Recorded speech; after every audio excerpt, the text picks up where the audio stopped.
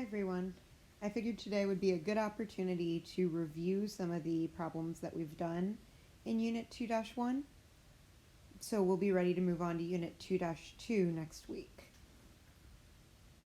Let's start by looking at a problem where we already have a line and we need to write the equation for the line.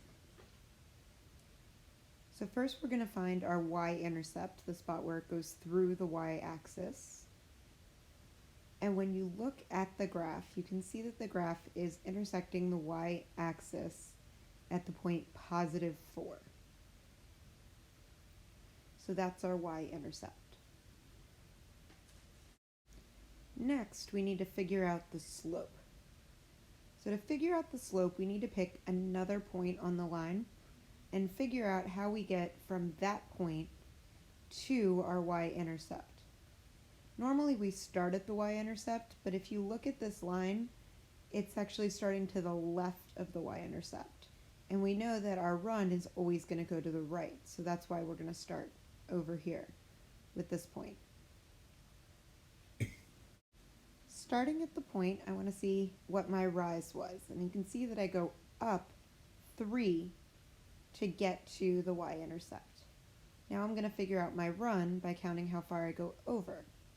I go over 5. Remember, our run always goes to the right. So that means that the slope is going to be 3, the rise, over 5, the run.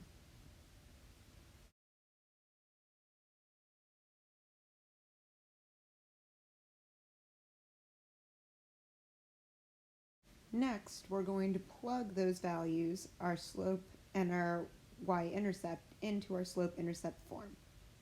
So if we use the form y equals mx plus b, where m is the slope and b is the y-intercept, our equation is going to be y equals 3/5 x plus 4.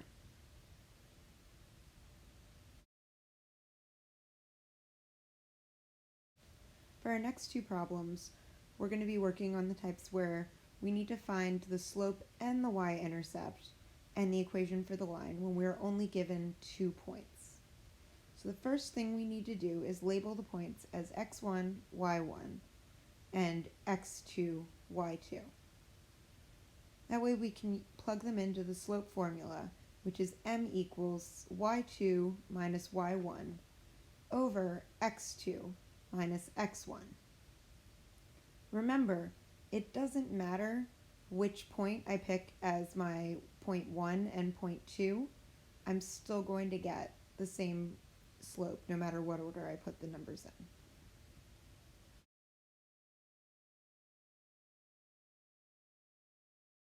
I'm going to plug my points into the formula. So I'm going to have 8.6, my y2, minus 5, my y1, over 2.6, my x2, minus 1.8, my x1. When I do that subtraction, I'm going to get 3.6 over 0.8. Now since we already have decimals, rather than leaving this in fraction form, I'm going to do the division, and I'm going to get a decimal answer for my slope because that will be a lot easier to work with. So plugging this into my calculator, 3.6 divided by 0.8 is going to give me 4.5. So 4.5 is our slope.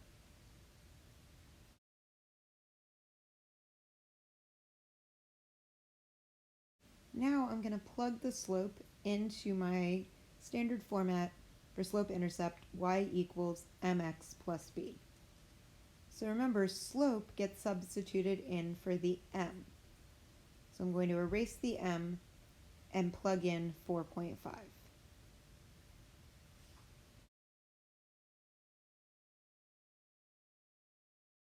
Now I need to plug in values for x and y. So b is the only variable that I have left to solve for, and this is how I'll figure out my y-intercept.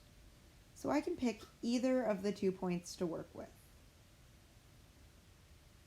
I'm going to use my first point and plug in 1.8 for x and 5 for y. So now I want to go ahead and do that multiplication. So I have 5 equals 4.5 times 1.8, which equals 8.1 plus b. Now I need to get the b by itself, so I'm going to subtract 8.1 from each side. That's going to give me a b value of negative 3.1.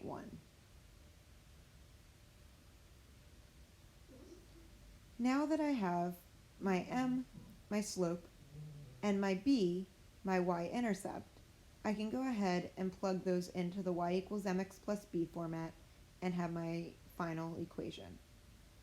So it's going to be y equals 4.5, my slope, x, and normally we would do plus b, but because this is a negative number, it's going to be minus 3.1, and that's the final slope-intercept form of that equation.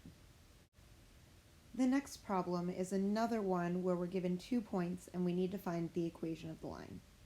So first I want to figure out my slope using my slope formula, again, of m equals y2 minus y1 over x2 minus x1. I need to select which of my points are going to be x1 and x2. So x1, y1 is going to be my first point, and x2, y2 is going to be my second point. Now I can go ahead and plug those values into the slope formula. So I'm going to have negative 5, my y2, minus negative 5.4, which is my y1 value, over 1.5, my x2 value, minus 3.5, my x1 value. Now remember, when I do minus a negative, like in the numerator, it turns into plus a positive. So negative 5 plus 5.4 gives me 0.4, and 1.5 minus 3.5 gives me 2. Again, I don't want to have to work with this weird decimal fraction combination. So I'm going to plug this into my calculator and just do the division and get a decimal answer. So 0.4 divided by negative 2 is going to give me negative 0.2. Now I'm going to plug my slope and one of my points into my slope-intercept formula so I can find my y-intercept. So first thing I'll do is I'll take out the m and replace it with my slope of negative 0.2. Then I'll select one of the points to use in the problem. I think I'm going to use the second point for this one because it has less decimals, so it'll be a little less messy to work with. So for my x value, I'm going to plug in 1.5.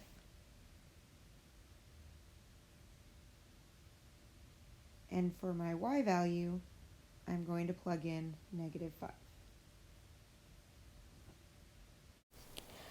So now I'm going to start off by doing my multiplication of negative 0.2 times 1.5.